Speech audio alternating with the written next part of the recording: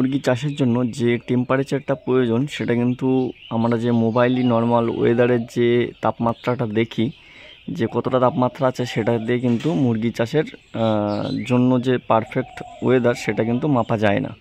তো তার জন্য আমাদেরকে টেম্পারেচার আলাদা ফারেনহাইট মিটারে, এই যে মিটারটা দেখছো সেই মিটারটা হচ্ছে ফারেনহাইট মিটার। তো এখন এখানে দেখাচ্ছে 94.5 ফারেনহাইট রয়েছে। তবে মুরগি চাষের জন্য মোটামুটি প্রয়োজন কিন্তু 72 থেকে 75 ফারেনহাইট টেম্পারেচার।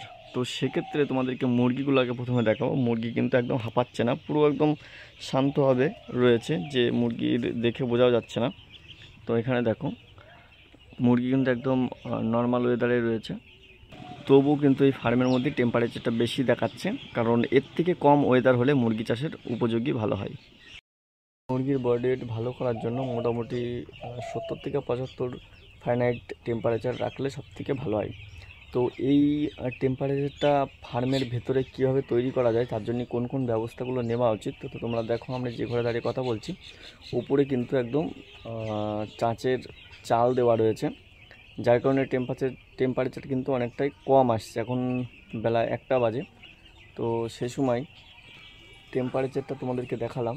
তো বাইরের পরিস্থিতিটাও দেখাচ্ছি যে কি কি ব্যবস্থা নিয়েছি এই টেম্পারেচার কম করার জন্য। তবে 75 মধ্যে থাকলে সবথেকে কিন্তু ভালো হয়। এর বেশি হয়ে গেলে কিন্তু মুরগির আস্তে আস্তে হাঁপ লাগবে, যেগুলো হাঁপাবে মুরগি, সেই সমস্যাগুলো কিন্তু আস্তে আস্তে হবে, যে বিশেষ করে রেডি মুরগির ক্ষেত্রে।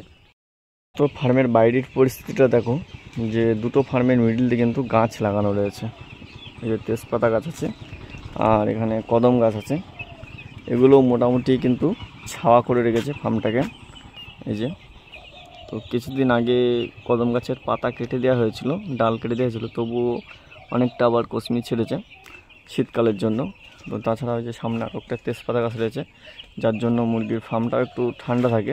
তাছাড়াও দু সাইড দিয়ে কিন্তু ছাউনি করে দেওয়া হয়েছে, যাতে তাপটা ডাইরেক্ট না আসে।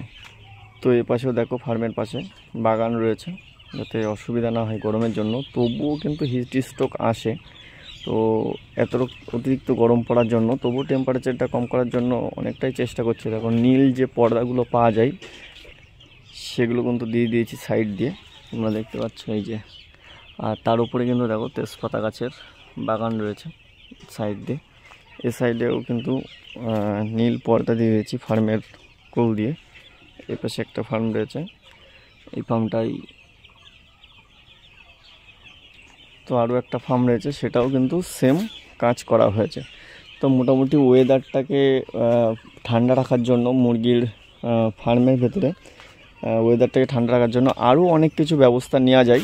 তো সেক্ষেত্রে হচ্ছে তোমার যেগুলো জলের সিস্টেমগুলো রয়েছে, অনেক জায়গায় অনেক ফার্মে দেখা যাচ্ছে করেছে যে স্প্রিংয়ের সিস্টেমে মোটর দিয়ে চালে জল দেওয়া, সেটাও কিন্তু তোমরা অ্যাপ্লাই করতে পারো। অনেকে দেখেছি চালের ওপরে খড় দিয়ে তার উপরে জল দেওয়া, সেটাও কিন্তু অ্যাপ্লাই করতে পারো, যাতে যেভাবে হোক মুরগির ভেতরের ফার্মের ভেতরের যে টেম্পারেচারটা রয়েছে সেটা কম করলে মুরগির হিট স্ট্রোকটাও সম্ভাবনা কম থাকবে। বাচ্চাবেলার থেকে বড় অবধি গ্রোথটা যদি ঠিকঠাক থাকে, মুরগির ওজনটাও ভালো আসবে, আশা করি রেজাল্টটাও তখন ভালো আসবে।